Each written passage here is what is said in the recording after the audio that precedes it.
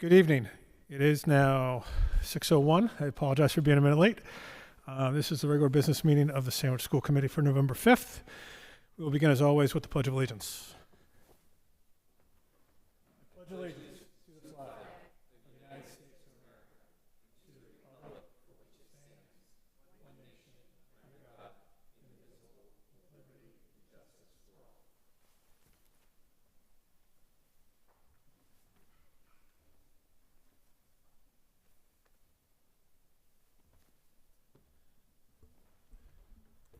And again, I apologize for being a little late. Sandwich girls were in a playoff game tonight, and it went to overtime. I left at overtime, and that was probably the good luck, and they won 3-2 on a penalty kick. So my colleague will be here shortly. Just a reminder, this meeting is being recorded live on Sandwich Community TV, www.sandwichtv.org. and Sandwich Community Television Channel 8. It is also being recorded audio by the Sandwich Enterprise. Next up is our first public forum of the evening. Would anybody like to come forward at public forum? Seeing none. Next up, I think we'll defer number 4. I think the AD wanted to be here to do the donation, but he's a little busy right now, as I mentioned. So next up is review and act on the meeting minutes of our regular business meeting of October 22nd. Make a motion to approve the regular business meeting minutes from 10/22/25. Motion by Ms. Goodwin. Do I have a second? Second by Ms. Higgins. Any discussion? All in favor? Aye. Any opposed? Any abstention? Passes 5-0. Next up is to review and act on the executive session, the minutes of our executive session, also dated 10/22/25. Oh, did we not pass those out yet? Huh? I think they were forwarded electronically. Do I have a motion? Make a motion to approve the executive session minutes from 10/22/25. Motion by Ms. Goodwin. Do I have a second? Ms. Higgins, making it easy for Ms. Lisa so she can copy and paste. Well done. Any discussion? Seeing none, all in favor? Aye. Any opposed? Any abstentions? That passes 4-0-1. Next up is correspondence and announcements. I have none. Anybody else? Next up is the presentation of the Mass Certificate of Academic Excellence. So good evening, everybody. Each year, the Massachusetts Association of School Superintendents, or MASS, allows districts to recognize one student per district with the MASS Certificate of Academic Excellence. This annual award honors seniors across the state, one per district, who have demonstrated distinguished academic performance and personal contributions to their high school community. This year, I am really pleased to award the certificate to Brianna Prindle of the Sandwich Middle High School class of 2026. Let me say just a few words about Brianna. Brianna is an outstanding student, as all throughout her tenure at Sandwich Middle High School, she has challenged herself with honors and AP level coursework and is currently in the top 10 of her class. As a result, she is a member of the National Honor Society, the National Science Honor Society, Mu Alpha Theta, and the National Art Honor Society. She is actively involved in the life of SMHS, serving as a peer leader, a member of the concert band, playing the French horn in the All Cape and Islands Music Festival 4 times, a member of DECA, competing in regional and state student business competitions. She also has a distinctly artistic side, as Bree is a talented Irish step dancer competing regionally while also offering classes and giving demonstrations at SMHS. She has also significantly been a winner twice of the middle high school's annual Poetry Out Loud Poetry Slam competition, and last year she represented us as a statewide finalist. I know that of all of these accomplishments, Bree is probably the most proud of being the founder and president of the Sandwich Middle High School Mental Health Advocacy Project, a club that aims to make a difference in the world starting here in our own community. A key task that Brianna spearheads each year are handwritten notes to every single student at Sandwich Middle High School during exams. From body positivity posters to Valentine cards to the Sandwich Food Pantry to thank you notes to our Sandwich Police, club members consistently demonstrate investment in the well-being of our community while also valuing connection. I can say firsthand that I've gotten to know Bree over the past 4 years as she served as a member of the Superintendent's Advisory Council since the 8th grade. She was also one of 3 student members this past school year as part of our district strategic planning team. In both capacities, she always shares thoughtful insights, wisdom well beyond her years from the student perspective. I'm consistently impressed by her passion for learning, her kindness, and her desire to make Sandwich Middle High School a better, more inclusive environment. In my opinion, Brianna is a model to her peers and an amazing credit to our school community. Could you please join me in congratulating Brianna on being this year's recipient of the MASS Academic Excellence Certificate? Come on up, Bree.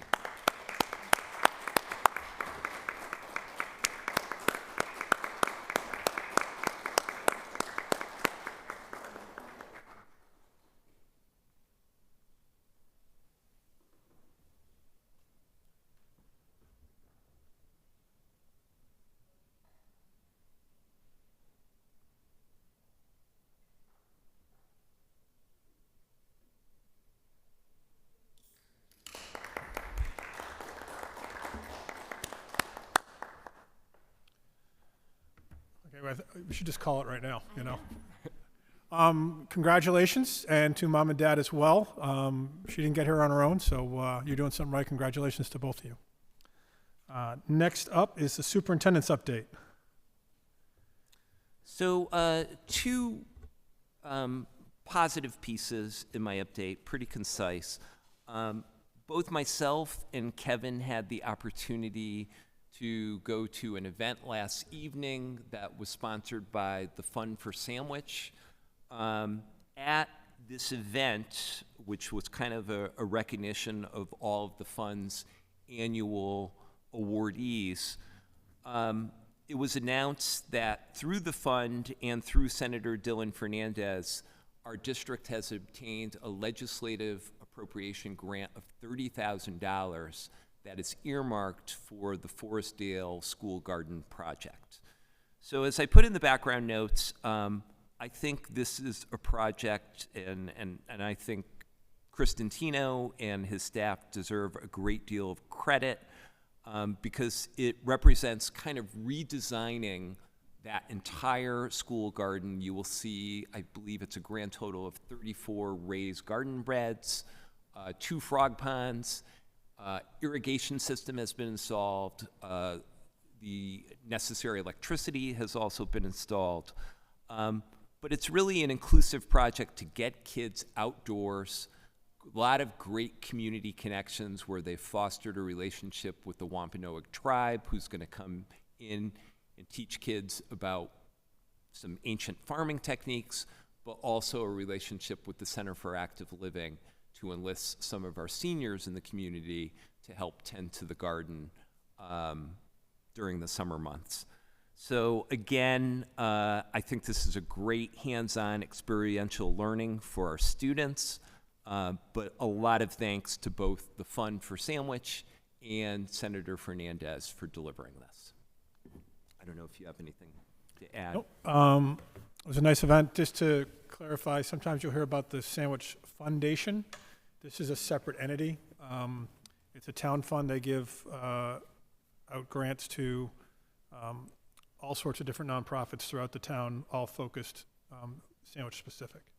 But this obviously was They used the Fund for Sandwich as the conduit for it, but it worked out very well, and that's going to be a great event it was a great event last night, but great opportunity for Forestdale.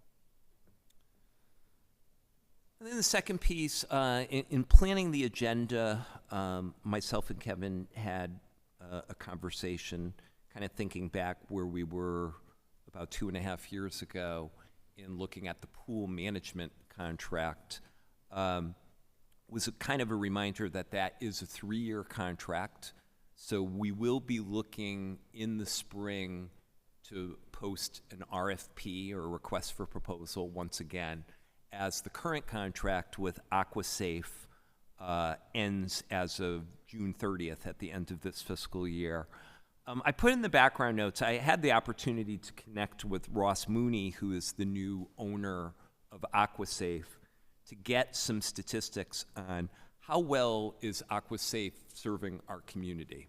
And I do think the numbers that he shared with me are pretty impressive, as far as currently there's 602 students that are in group swim lessons. There's a total of 98 kids on the Firefish swim team, 144 adults who have registered for either master's lap swim or family swim hours. We have a total of 6 students that are enrolled in the inclusive swim hour. The grand total right now is serving about 850 people through AquaSafe programs.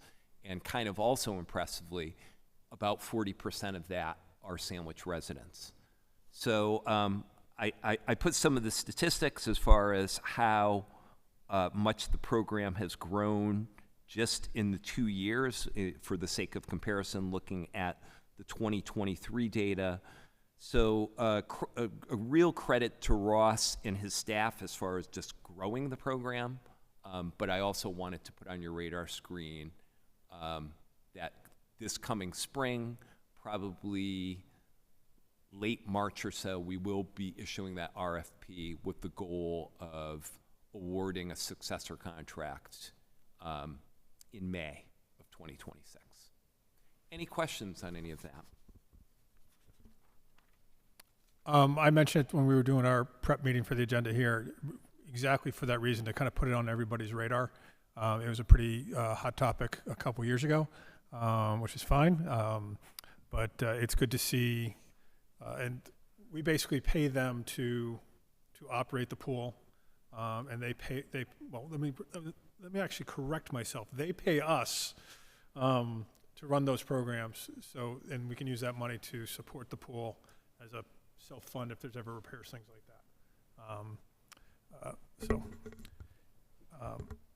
Any other questions on that? Yes, Sue. Not a question, just a comment. And significant improvements have been made to the space in the interim, which I would think is much more attractive to the users and the staff. Mm-hmm. It's a lot brighter in there. I mean, if you go up there, been up there for teacher conferences or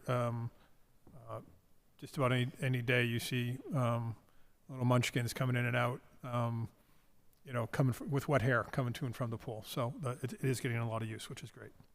I'll just say we sometimes do get questions about access to the pool. Obviously, it can only be done after hours. They do run adult programs, but just for obviously safety, security reasons, we can't offer access during the school day. So, old business. I'm just going to flip it. Declassification of executive session minutes. This is something we do annually. We do a review. I put it on here just, again, kind of for awareness. We have none that are eligible to be released. The only 2 executive sessions from the last year were personnel issues, and those are never unsealed. So, but just to kind of tick off our year-long agenda, I wanted to include it there just for publicly acknowledging that we did do that review. Other topics not reasonably anticipated by the chair. I have none. We'll be moving on to new business, discussion of the Sandwich Public Schools capital request priorities for 2027. So we will have an ongoing dialogue about the FY27 budget. As we discussed a little bit during the last meeting, it's looking to be pretty tight budget for a whole bunch of reasons, but the biggest one being some of the challenges with regard to healthcare insurance. We've been informed that probably for both the town and the school side, the amount of capital funding that will be allocated will be about a grand total of $1 million to be split between the school side and the town side. We have kind of as a standing article that will be approved at town meeting is the annual $175,000 that goes for regular repairs, maintenance, those types of things. So as we typically do, I've asked Michael Ryan to kind of prioritize some projects. So I put in the background notes and also in the packet, you know, I think his request is targeted but relatively modest as well, kind of looking at the resources that we have. So it's really three pieces. One, approximately $100,000 for the installation of upgraded HVAC controls and also the server and the software package that goes for the HVAC system to ensure systems are turned on and turned off and there's a greater control over the temperature and the humidity and so on, with the goal of increasing efficiency and lowering the energy costs. So there's that piece. The second stems from directly what we talked about when we met with the student advisory group. I believe that was last meeting. And that would be an allocation of $100,000 for the upgrade of the Sandwich Middle High School girls' locker room. So that would involve furniture, fixtures, plumbing, that type of thing. Okay, so I've asked Michael to get a little more granular before we start the budget cycle with what exactly that would entail. And then the last one, which I do want to speak a little bit about, because when he brought this up, I kind of was like, really? You're going to bring that to my attention? But it's $50,000 for the purchase of a field line painting robot. So my first inclination was like, are you kidding me? $50,000 for a robot? And upon a deeper dive with him, but then also spending a decent amount of time with Chad and Brian, who are the two gentlemen who do our field maintenance, this is a proposition that probably pays for itself in a relatively short period of time, particularly when you look at the man hours that are spent by Brian of the duo in actually doing the painting of field lines for all the fields, not only at the middle high school, but realize we still, as a school district, have the responsibility for the wing fields. And the wing fields involve 8 smaller fields, soccer fields, that are used for youth soccer, and then also a baseball field that's used for both our JV and middle school baseball teams. So in talking to Chad and Brian, they estimated probably at a minimum 8 hours during the fall and the spring seasons goes into that process. It's done old school with actually mixing paint and then, using measuring tapes, using rope, and so on. Realize with the robot, that price is all-inclusive. So it would involve the software, it would involve the paint, everything that you need as far as software licensing, to actually have GPS coordinates, to map out things, and so on. A second piece that also was brought to my attention is just the fact that we use a firm called Turf Prep, I believe, is the name of the organization, for DeCanto Field at $1,200 a clip to do both the field hockey and the lacrosse lines as well, and that's done on an annual basis. So there are expenses in maintaining this, but I think the rationale for an investment in something like this would be to free up specifically Brian to do trimming work, to do other turf management work while the robot is doing its thing, so to speak. So I understand the rationale behind that, and I do support Michael's recommendation on that. So that's really the piece around the capital request for FY27 to the town. I don't know, Kevin, if you want to discuss the whole tennis court piece. Sure, just real quick, on the building piece, the quote in the read it in the background, or the background folder has a quote of about 50,000, but it's 100,000. Is there something I'm missing there? There's two quotes there. There's one for the actual controls, and there's one for the actual server and software. Okay, So that's where apologize. they're both in the ballpark of 48, 49,000. The other piece, when we think about all the budget challenges, things like that, we've talked in the past about the tennis courts. The Community Preservation Act has funds available for various projects. I don't have the website in front of me, but it can be recreation-related, historical, culture. There's another one. It's not cultural. It's something along those lines. Community focus. Those, it's coming out of existing tax dollars. Every once in a while you hear about it. And those funds are available. So my thought was and I had a conversation with Leanne Drake, who's the Director of Planning, who is kind of the town staff person that kind of connects to the CPC, the Community Preservation Committee, which reviews all the applications, and eventually they're put to town meeting for a vote. That was maybe this is another avenue for funding to revitalize our long overdue need, to revitalize our tennis courts. And it's not just a school resource, it is a community resource. So the deadline for submission of those, at least getting getting our submission in, we could always update it after, is November 15th. So kind of wanted to have don't necessarily need a formal vote, but do we have the consensus of the committee to kind of go down that path? It would eventually require going to a CPC meeting where they review everything, whether I go or the soup goes, me speaking as chair on behalf of the committee kind of thing. And they could vote for it, they could not vote for it, depending upon the other applications out there. So any thoughts? Dr. Miller? I think it's reasonable to pursue that first before we jump in whole hog, but it would also be good to have some rough estimates in terms of what we're looking at. They're working at it now. They just don't have it in hand yet. And, I didn't think of this until the middle of last week, and so I was doing the legwork last week, and then I realized, when I did the legwork, I realized the timeline, so I wanted to bring it to everybody's attention. So, I think it's a great idea.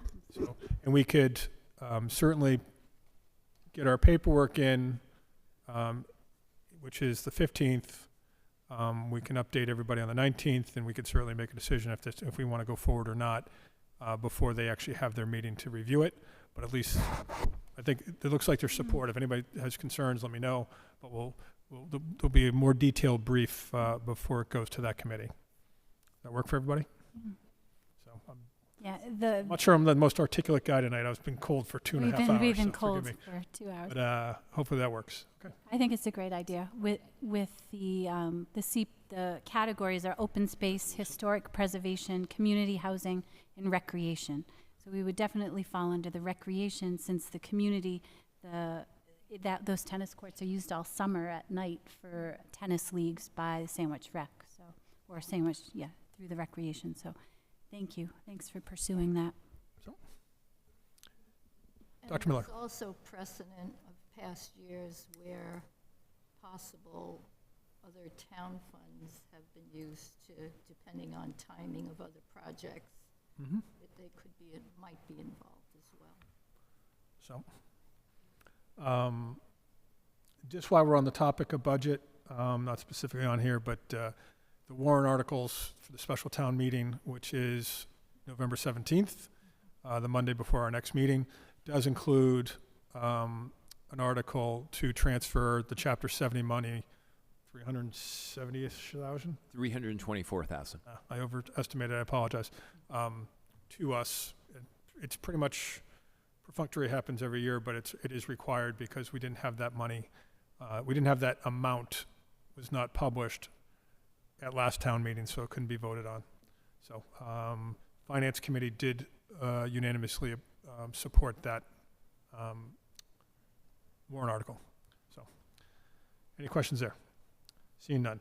Next up is the Mass Delegate Assembly proposed resolutions. I always joke that when Ms. McDonald and Ms. Smith come and talk about the Yellowstone trip, it's my favorite agenda item of the year. This is not necessarily it, but it is required. Danielle's our delegate. I'm the alternate. What we're going to do, hopefully everybody has them from them, we're going to just kind of go through the resolutions. She goes as essentially our proxy to be the voice for the committee.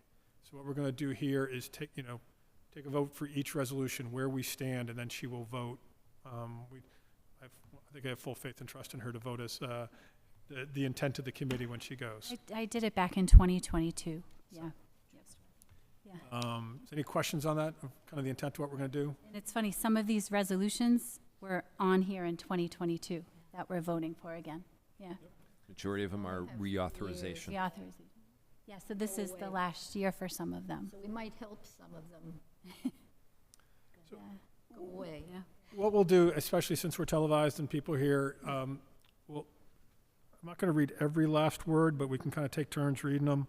I'll read the general intent. The first one, there's one new resolution. The rest of them are to reauthorize old resolutions that have never been acted on, and they have to get reviewed every 3 years in order to kind of stay in the hopper to be considered. So the first one is Resolution 1, which is removing BMI testing from schools. I'll kind of read the first paragraph, and I think everyone will get the intent because there's a lot of whereas. Whereas the BMI formula was developed in 1832 based on measuring a population of adult men, presumably all white, not only does it not accurately represent racial and ethnic differences in normal body composition of normal developmental shifts as students move through puberty, it also does not differentiate fat from muscle mass or fat distribution on the body, which would be necessary to categorize health implications. BMI is not a useful health screening tool. Whereas specialized training of at least 2 staff members at each school is required to perform these screenings. In addition to the required specialized spaces and protocols for privacy cost districts, precious resources. The screening guidelines do not suggest any sort of school intervention, only reporting the scores to the Mass Department of Public Health. Even if it did, schools' activity and nutrition interventions for ages have shown no significant change. Et cetera, et cetera.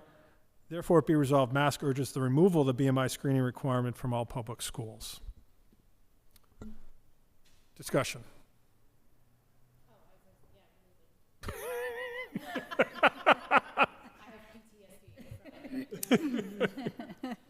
Any thoughts from the committee?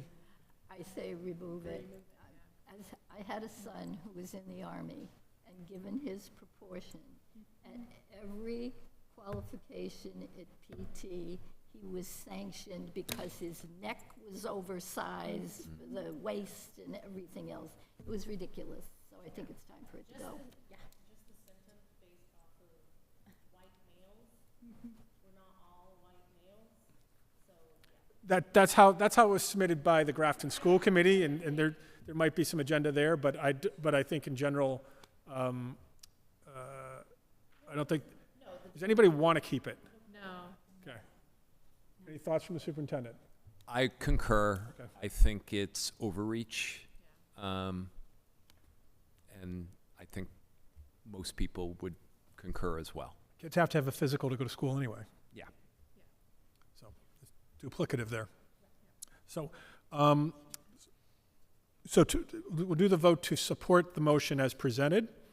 So if we support the motion, we'll vote yay, and this will be the same for all of them, or nay. All those in favor of supporting this motion? We don't have to do formal motions, but it's intent, yeah. Okay, that passes unanimously, so that's 6-0. Do you want me to read them all, or does somebody else want to take a turn? I can, you want me to do the next one? I'd love you to. So the next one is the reauthorization of previously approved resolutions. Is that what we're doing next? Yep. Okay. So following are the 6 resolutions set to expire this November unless reauthorized by a vote of the delegate assembly. The first one's regarding sanctuary laws for transgender students. Second, to increase the maximum balance allowed by Special Ed Reserve Fund, membership of the Board of Elementary and Secondary Education, preserving local governance of Massachusetts schools, personal financial literacy education, establishment of a regional school assessment reserve fund. So on the resolution regarding sanctuary laws for transgender students, that would be the first one. Can I give my opinion first on it, since I'm reading it, or be? Sure.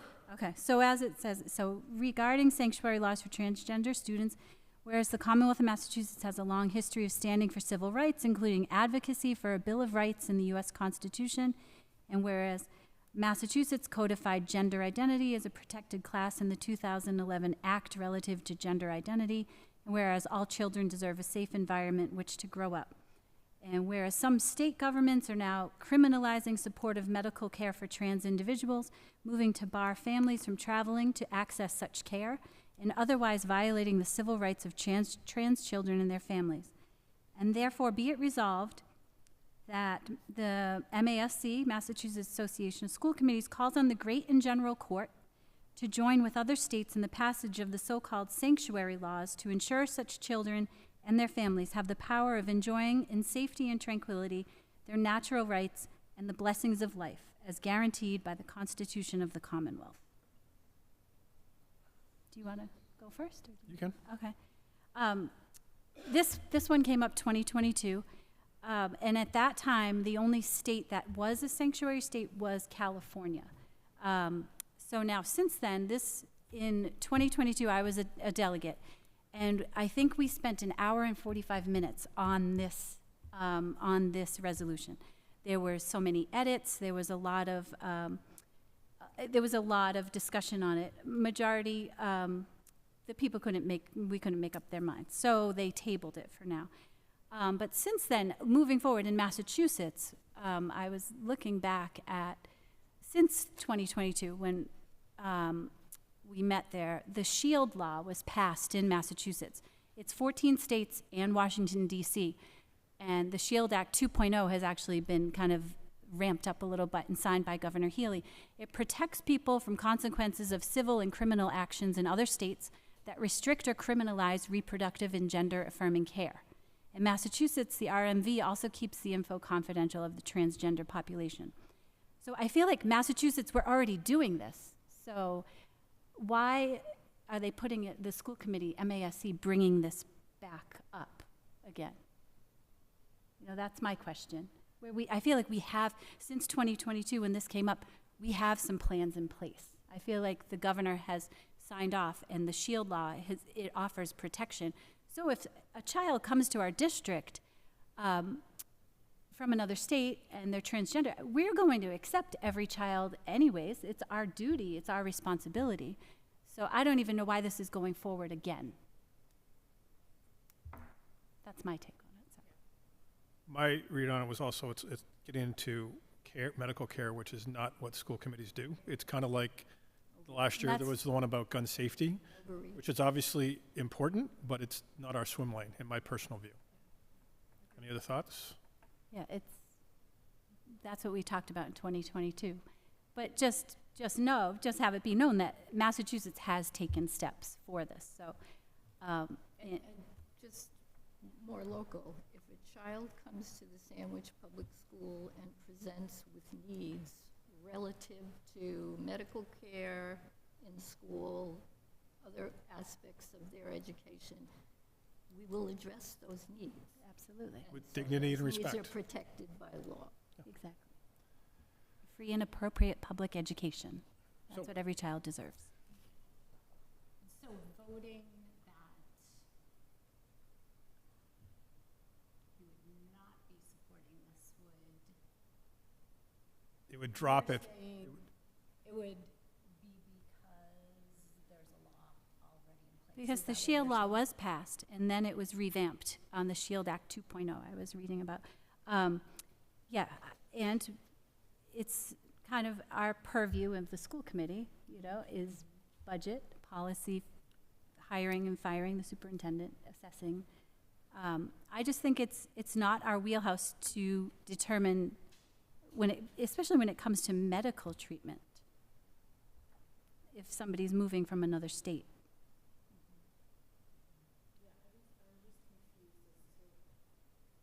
I don't really understand what, because we do have the law in Massachusetts.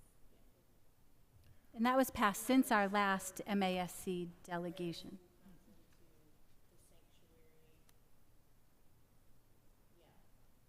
Before you joined us last year, there was one about asking superintendents to take a role in communicating with parents about gun safety. I think we all think that gun safety is important, but I also think that's not his job. That's the police chief's job to talk to the community about things like that. Sometimes, this is personal opinion, sometimes committees in other communities use this to kind of push, their agendas one way or the other. We kind of try to keep it, we try to stay in our swim lane. So Yeah. Are they trying to say that if we don't vote yes and bring it back, that we're like not protecting? it just means mask this would not be a legislative lobbying priority for mask. That's all. And actually, it wouldn't even be considered. All we're doing is, do we want this to be considered in the future? Then it would have to be voted on by the delegates. And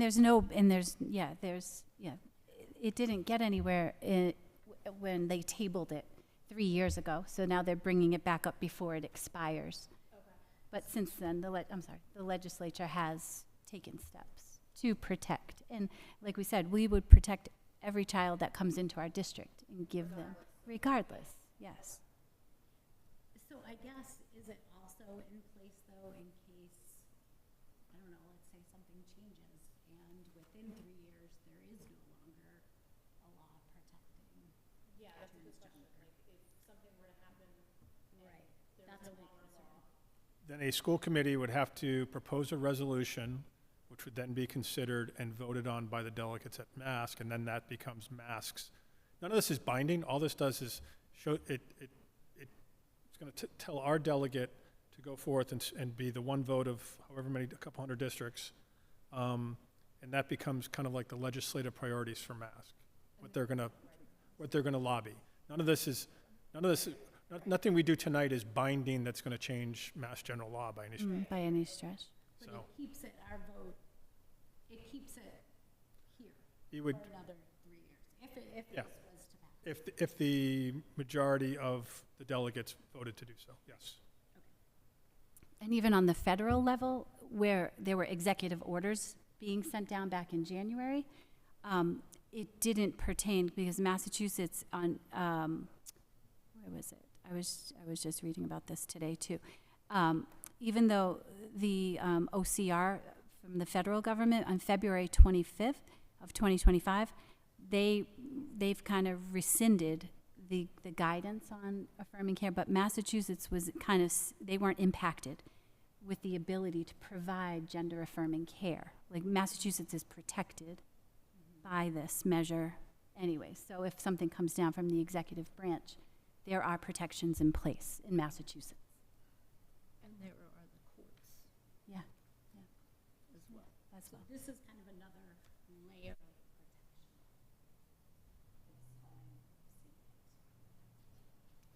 I think the language is going to be difficult for the legislature to even address because it's not consistent with other language that we use at the state level, in particular sanctuary.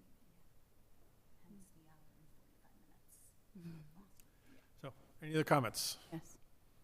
So if you vote yea, you want to see this continued on the docket. If you vote nay, you're happy for it to drop off MASC's list. All in favor? Any opposed? Any abstentions? So it is 2-4. So our vote is to not, is to vote, is to not support this staying on, I'm using the wrong terms, to not reauthorize. So next up is the increasing the maximum balance allowed by the Special Education Reserve Fund.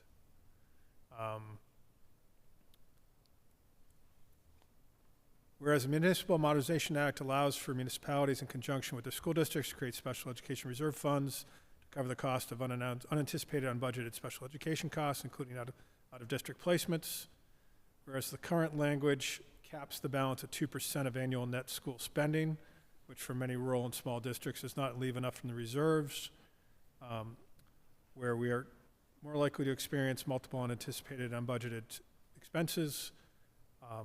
And given the high cost of that, the recommendation is that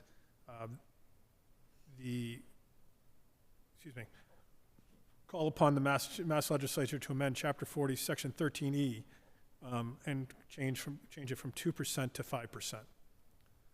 So this just allows the fund to become bigger to deal with the larger expenses. Am I translating that correctly? 100% correct. To give my unasked for opinion, I would support this. Here in Sandwich, obviously, you guys know we do not have a special ed reserve fund. In my previous district, we did. We carried about $500,000 in per year because through the Great Recession, a perfect storm happened. And in addition to state funding being dramatically cut, we had a lot of move-ins as far as students with real significant needs. We're talking, back then, it was like 2011, out-of-district tuitions upwards of $200,000, $300,000. So having this and increasing it from 2 to 5% is a good thing. Now, good Lord willing, this will never be an issue or a factor here in Sandwich, but I think having this provision does have value to a lot of communities across the state. Danielle, do you recall why it didn't go through before? I don't know if that was that might have been last year's. Was that back in 2024? I brought my notes from last time. I don't think that one was on the docket when I was. So it doesn't directly affect us because we don't have this established, but it gives other districts flexibility to increase it. That's really what it does. Well, I wouldn't want to deny the opportunity to increase resources. You never know when you need them. Yeah, there was something else about special ed, but it passed when I was there in 2022. It passed overwhelmingly, so I didn't have a ton of notes on that one. Was the circuit breaker, I think. Okay, Wasn't maybe. it? Wasn't this? No, I it was believe it was. 3 years. No. Yeah. Any thoughts? All in favor in reauthorizing this resolution? Any opposed? Any abstentions? Passes 6-0. Do you want me to keep going, or does somebody want to take turns reading? I can do it if you want. Okay, how about Danielle and I will alternate. We'll let the rest of you off the hook. It gives us each a break, too. Yeah. The next one is membership on the Board of Elementary and Secondary Education. Whereas the Board of Elementary and Secondary Education has broad powers to set education policy and enact regulations for Massachusetts public schools, and whereas the Board of Elementary and Secondary Education has the power to choose a receiver to replace an elected school committee, where the Board of Elementary Secondary Ed governs the educator licensure in Massachusetts, and whereas practicing educators and school committee members are prohibited from serving on the Board of Elementary and Secondary Education, and the teaching profession is the only profession in trade in Massachusetts where the holders of a license are prohibited from serving on its governing board. And the professional expertise and a commitment to public governance should not disqualify a person from serving in a leadership role. So be it resolved, Massachusetts Association of School Committees calls for the enactment of legislation to repeal the provision of Massachusetts law that prohibits practicing educators and sitting school committee members from serving on the Board of Elementary and Secondary Ed. Be it further resolved that Massachusetts Association of School Committees calls for legislation to reconstitute the Board of Elementary and Secondary Education by including members with expertise as licensed educators and members with expertise in public school governance. Thoughts? Anyone? I support it. Yeah. Any comment? What's Yeah, your take on it? I know. It's fine. You know, I think probably our governor would argue that the appointees to the board do have background and experience. You know, I don't think it's a horrible resolution. I'm a nurse, and practicing nurses sit on the Board of Registration, and Yeah. so, you know, Yeah. to have a peer participate at that level, it's only, what, 1 or 2 votes Yeah. on huge boards? The fact that it is specifically prohibited seems counterintuitive to me. Yeah. Yeah. Any other thoughts? All in favor of reauthorizing this resolution? Any opposed? Passes 6-0. Okay, I am back up. Preserving local governance of Massachusetts schools, whereas DESE exercised its power to take over school districts in Lawrence in 2011, Holyoke in 2015, and Southbridge in 2016. And by placing them in receivership, they've removed their respective school committees from their role as the governing boards for the schools. And whereas a Boston Globe analysis has shown state receivership has failed to meet all of its stated goals for the district, and that, you know, some of this is editorializing of the resolution. It says DESE has no plan, strategy, or timeline for restoring local governance. I can't claim that's accurate or not. That's just the way it's written.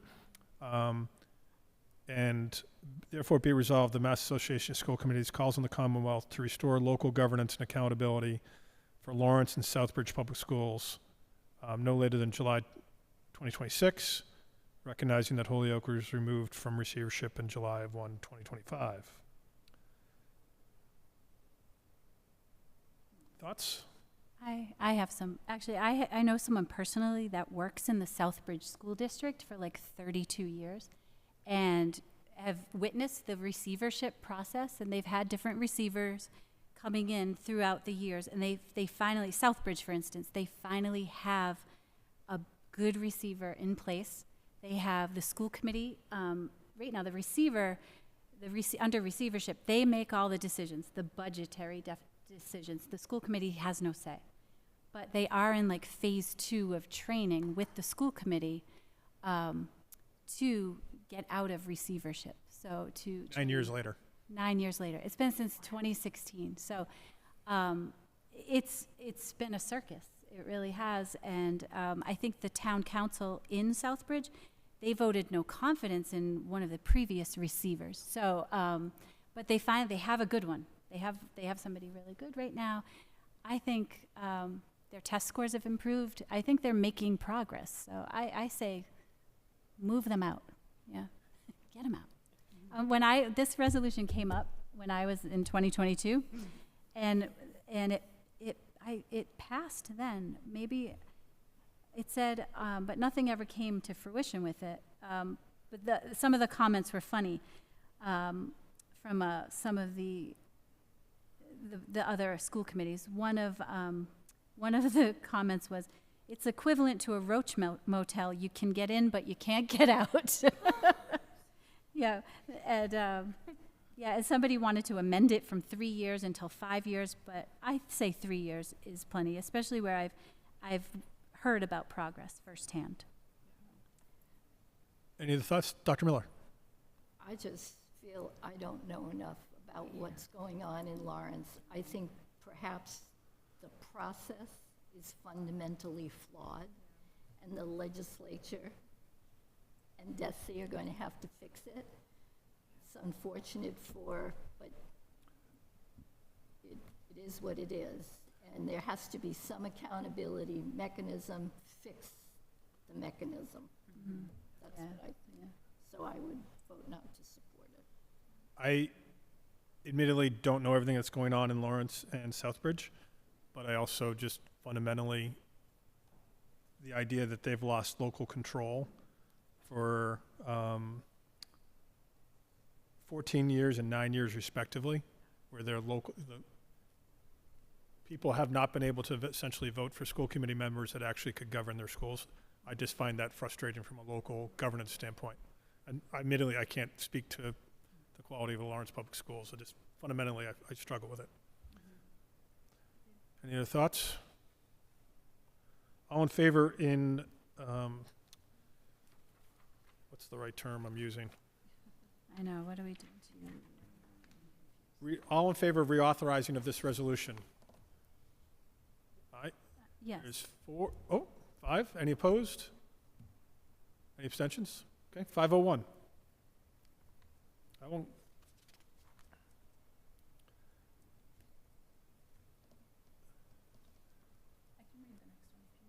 Rock on, Tracy. Personal financial literacy, that's the one we're on, right? Yep. Okay. Whereas students will need to make wise financial decisions to promote financial well-being throughout their lives, and whereas students will need to develop actionable strategies to manage their futures, including managing their budgets by developing savings plans, navigating credit and debt, and creating a blueprint for financing higher education or their careers. And I can read all of this, yeah? I'll skip down there. Therefore, be it resolved that mask file legislation that would have the effect of ensuring that all students have exposure to personal financial literacy curricula and ultimately graduate from high school with the lifelong knowledge of how to be fiscally responsible to avoid being deterred by financial woes. This legislation should ensure that the students at various levels would benefit from curriculum in Massachusetts public schools would include content and personal financial literacy. Thoughts? Thoughts, anyone?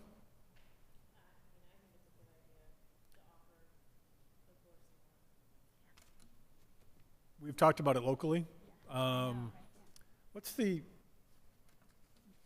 Principal Nelson, you can help me, the event that was just at the high school where a lot of people came in and they walked around the gym and learned about careers and like how much money they would have and Credit for Life. Credit for Life. Thank you. And we do have a personal finance class at Sandwich High School that can be taken in class. It's also available via VHS if for some reason it doesn't work for virtual high school. Oh, I was like, Not a cassette tape. And then they can also take it on Betamax as well. I know a student at home that wanted to take it, but it didn't fit her schedule, so she took it basically online via virtual high school. I think it's crazy that it's not already a requirement, just personal. But I don't know if you have thoughts. I support it, semicolon, however, comma. I do have a reservation with regard to just the notion of an unfunded mandate.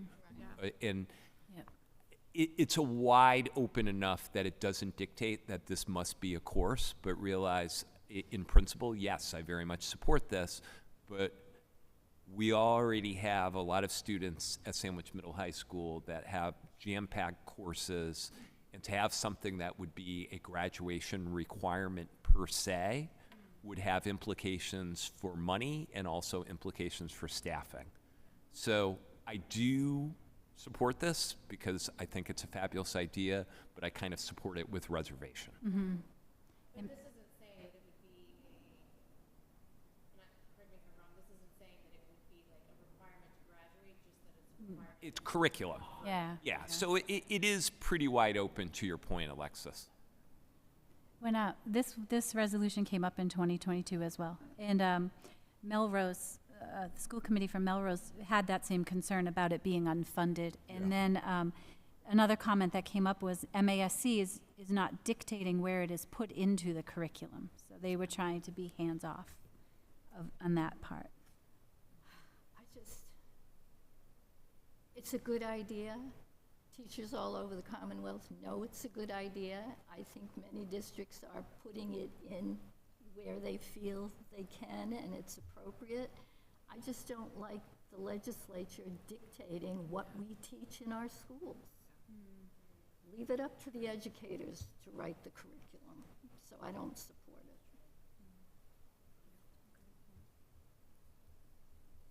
it.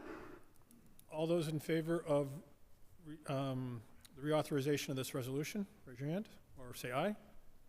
2, opposed? Abstention? It fails 2, 3, 1. And Sue just convinced me there. I kind of turned my opinion, I will admit it, because I think it's the right thing, but I just talked about the importance of local control, and then this is saying the state's dictating. Yeah. So, That's a great point. thank you, Dr. Miller. That's why we discuss. I learn something every time. I learn something every meeting from her. And that's from his hometown, too, of Westwood.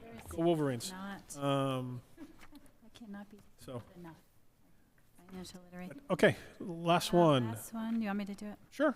Establishment of a regional school assessment reserve fund. Whereas regional school committees of the Commonwealth are tasked with producing financially sound budgets designed to meet the needs of all their students, just like public school committees of Massachusetts, and whereas municipalities of regional schools are presented with regional assessments, which can fluctuate dramatically based on enrollment percentage changes and can be further exacerbated by unbalanced adjustments of the equalized valuation, EQV, of property, a key metric in the state's formula used to calculate minimum required local contribution. Therefore, be it resolved that the Massachusetts Association of School Committees calls upon the Massachusetts Legislature to enact or amend legislation which permits municipalities to establish a regional school assessment reserve fund. And it would be an amendment of Mass General Law, Part 1, Title 7, Chapter 40, and inserting this language. Okay. Again, this doesn't directly impact us. No effect whatsoever. But again, I'll give an unsolicited opinion as the former superintendent of the Mendon Upton Regional School District. What you read, Danielle, is super true in the sense of, think about our budget here is relatively simple.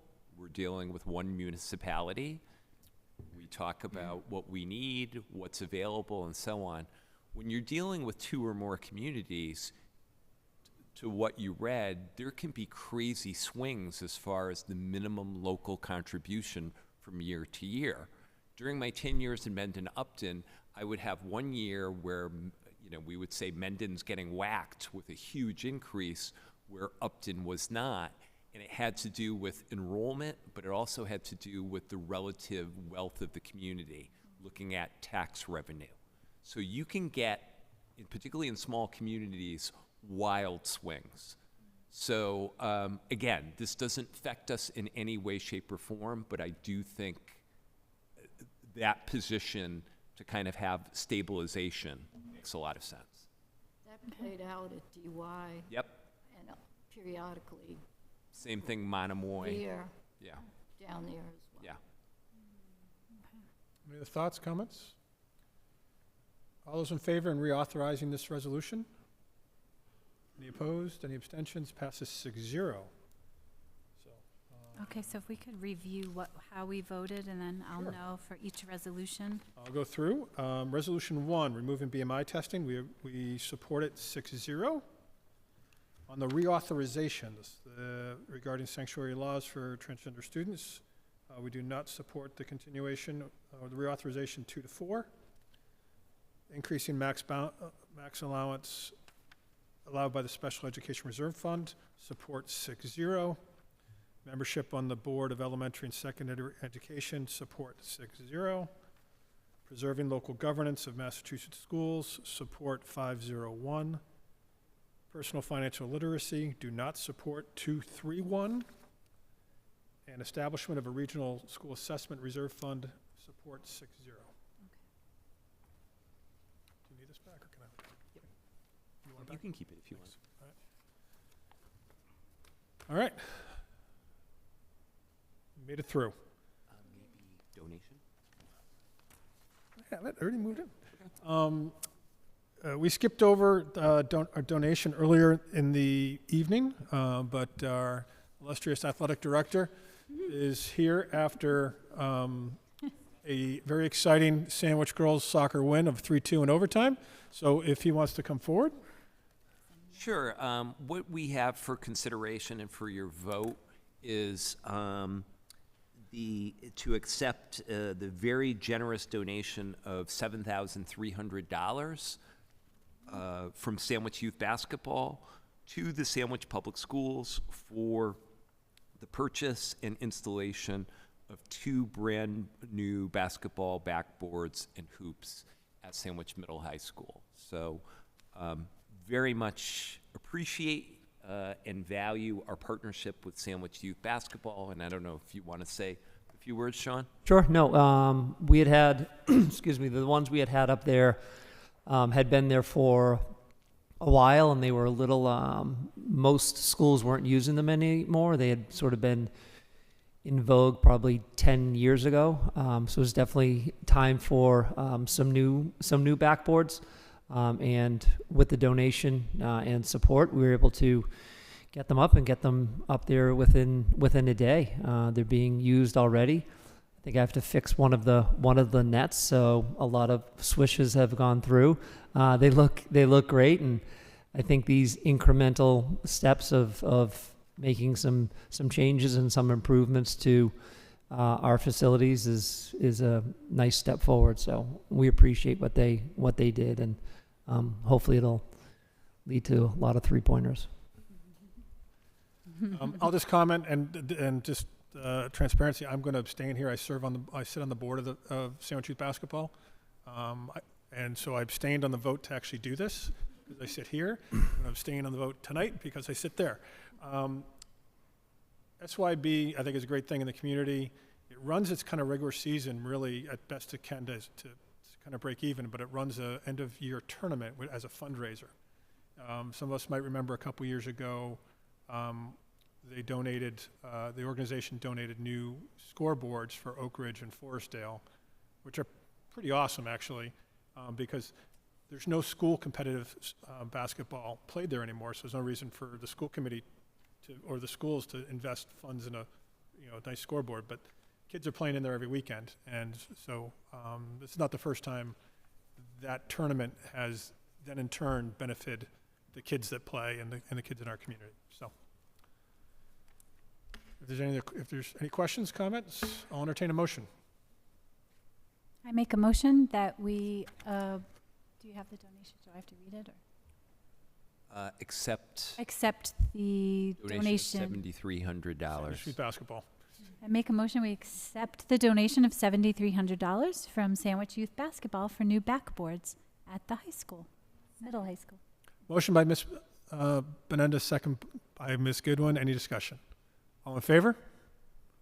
Any opposed? Any abstentions? Passes 5-0-1. And with great appreciation, thank you very much. Thank you all very much. Appreciate it.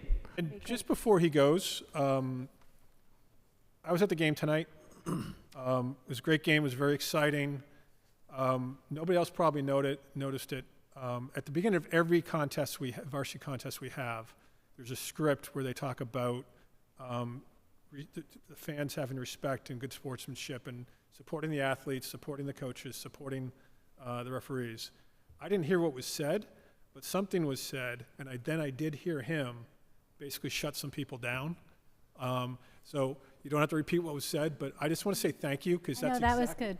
That's exactly what needs to be happening, and I'm sure it's not the favorite part of your job, but I very much appreciate it personally. And I didn't even hear what was said, but I knew it was something.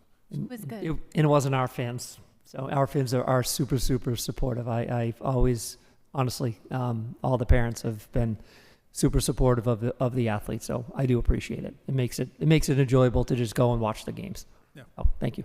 Thanks. It was a good crowd too. It was a great crowd. Great crowd. For Great crowd, Wednesday great game. Afternoon. Overtime winner. Yeah, I'll so have to watch the last goal on Huddle. yeah, we get it up No, there. You're gonna have to. Thank you. Thank you sure for we had a taking quorum, one so I had to for beg the you all. team and leaving. I said I'm not leaving. Thank you, Mr. Donovan. Moving on to subcommittee reports. Policy Subcommittee.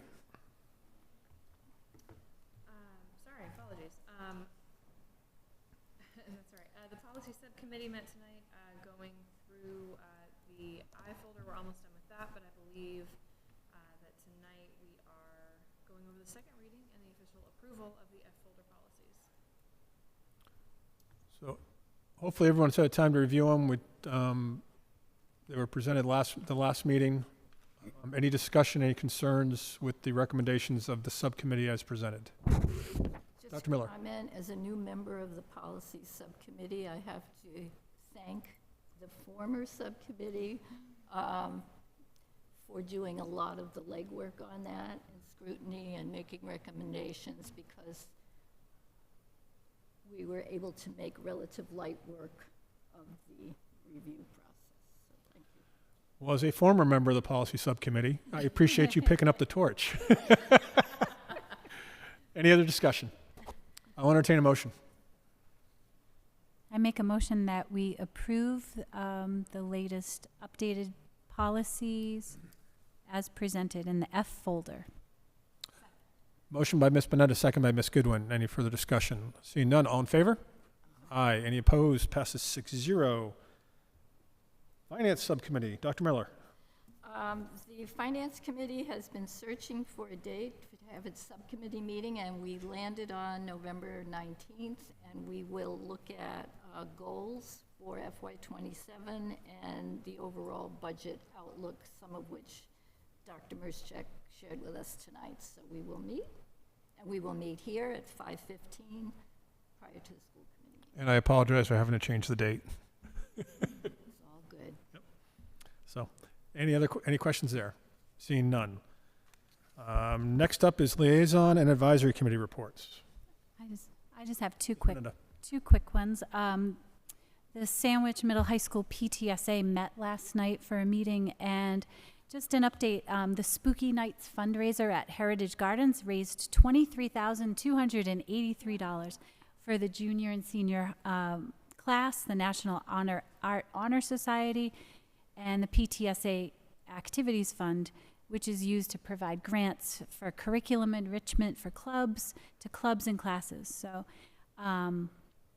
there was granted over $2,000 last night from their activities fund to the Best Buddies Club, their life skills classroom at the middle high school, mental health advocacy club, and the 7th and 11th grade classes. So that's exciting. There was also a CPAC meeting last night. It was a meet and greet with the new director of pupil services, Jennifer Healy, and she reviewed the basic rights that families have when you have a child on an IEP. It was great. It was well attended. It was at the Oak Ridge Library. There was probably 10 parents there. There was an advocate from CORD, Cape Organization of the Rights of the Disabled. It was great. Jennifer Healy did a great job. So that's all I've got. Anyone else? I'll just I thank you as well to the PTSA. I may know somebody that helps run that. That is a really cool event, the Spooky Festival. It involves a lot of efforts of a lot of adult volunteers to set it up, a lot of student volunteers over the weekend to make it run, and it wouldn't happen without the support of Heritage Gardens, so thank you to them. Next up is warrants. I'll entertain a motion.